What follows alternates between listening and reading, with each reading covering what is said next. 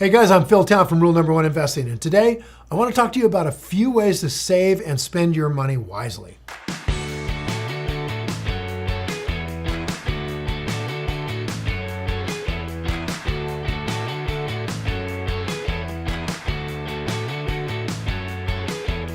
For many people, financial struggles are due to not bringing in enough money, okay?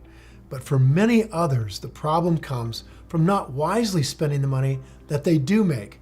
And arguably, that might be everybody's problem.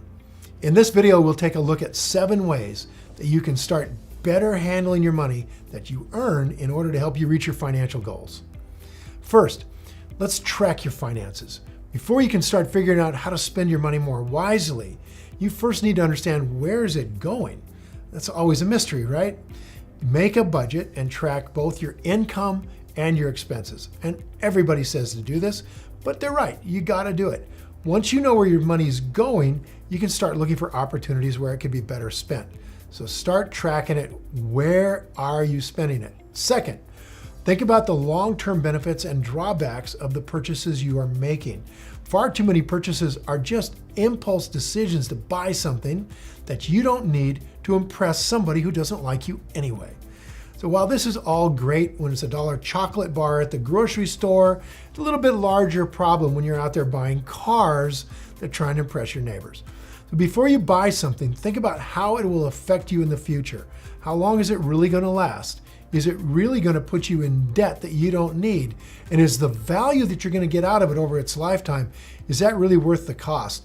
And I'm going to tell you right now, your neighbors aren't impressed by your car, all right? And if they are, they're boneheads.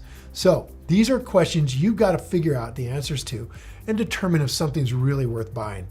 Now, third, only put money on credit cards that you can afford to pay off every month. Credit cards aren't inherently a hindrance to your finances. After all, they're just a convenient way to be able to pay for things. And many cards offer some kind of cash back on purchases, which is nice.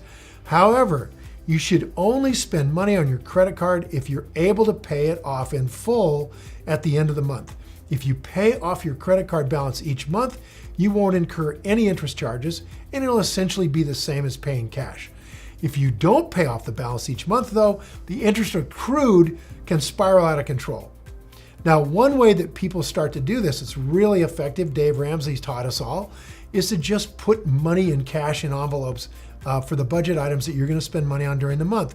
And when that cash is gone, then you're done spending money in that category. So for example, an envelope could be an envelope for restaurant spending, might have $500 in it. And when you've spent $500 in restaurants that month, you're done going to restaurants. So it might be a little easier to control your money that way than to just try to not do it on a credit card. Now, fourth, stop trying to impress other people. That's crazy. The average person spends far too much money merely maintaining an image. Fancy cars, brand name clothing, buying them in just the right store. Much of what we buy has more to do with just impressing other people than purchasing something we want